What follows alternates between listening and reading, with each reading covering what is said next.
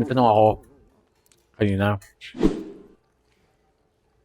What is a Filipino Christmas culture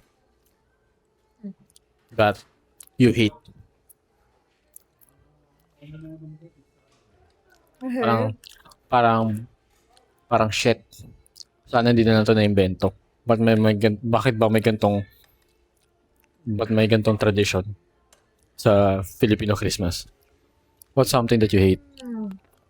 Meron yan. Meron yan. Ikaw muna. Hmm? Ikaw muna. Ako ma? Something that I hate?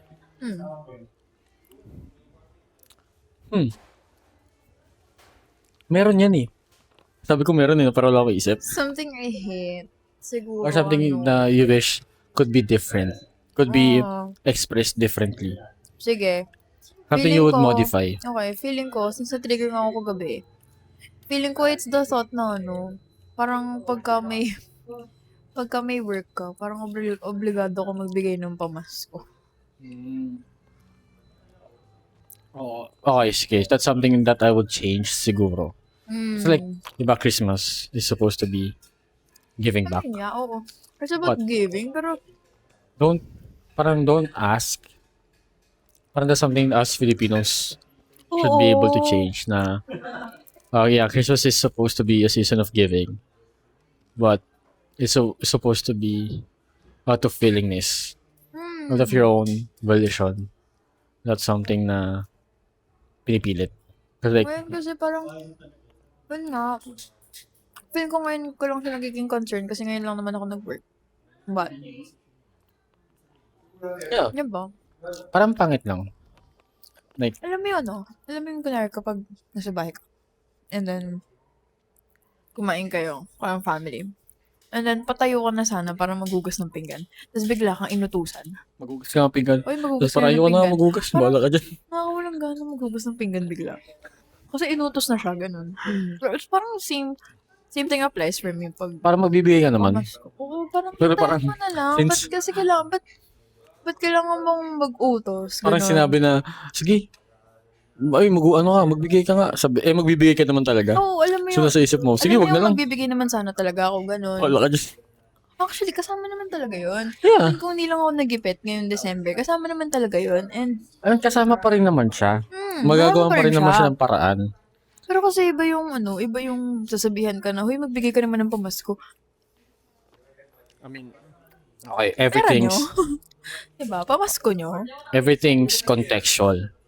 Parang on the other end, baka parents may mean well na tinuturuan yung anak to not be madamot, to be generous, to be ganito, ganyan. Oo. I mean, that's good. That's fine. That's something nice to teach your kid.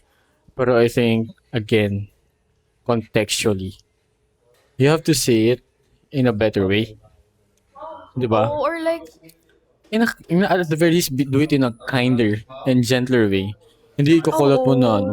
Or like, wala lang. Parang just say it directly. Ganun, parang, nari, anak mo, ganyan. O, anak, ganyan. Kung may extra ka, Oo, parang, uy, may extra ka.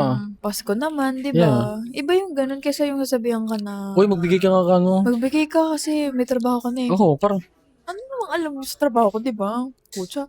Yeah, again, Magkano disclaimer. naman sila sa akin. hindi kami matamot. And magbibigay pa rin naman. Parang it's just something that we would love to change.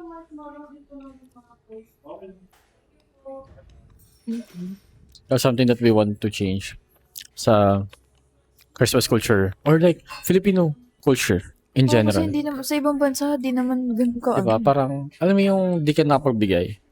Tapos may masasabing masama sa'yo. That's so bad. As Pinoys, ba yan? Wala kang utang na loob. Oh my God. Oh my God. Nakaka-trigger yan. Thesis niya yun. Thesis ko yan, guys. Okay, kwento ko yung thesis ko. Real quick. So, di ba, I'm from psych. So, yung topic namin is pretty much the psychology behind utang na loob. And what defines utang na loob. When is utang na loob becomes utang na loob. So, to cut the thesis short, Results. The results, di ba yung results ng thesis ko is, ang utang na loob ay nagiging utang na loob kapag kusa. So, the moment that people say na tumanaw ka ng utang na loob and then you comply, It's hindi not. na yun utang na loob. Parang ano na yun, it's something It's an else. obligation. It's something else different. Yes, it becomes an obligation when people ask for it. So, utang na loob will always be internally motivated and internally, tawag dito? Yeah, internally given. Ganun. Or internally respected, whatever na. Okay, bibigay ko to as a way of giving back to you kasi may utang na loob ako sa'yo. Pero you, as the other end, as long as you're not asking me for utang na loob and nabigay ko Hindi mo siya naman, binibigay. utang na It's loob utang yan. na loob, yeah. Yeah. So, the moment you ask for utang na loob, hindi na yung utang na loob. So, yun yung impression na nahanap namin during that study. So, again, applying that to Filipino culture. Guys, just don't ask. Yeah, it's something that we have to change as Filipinos.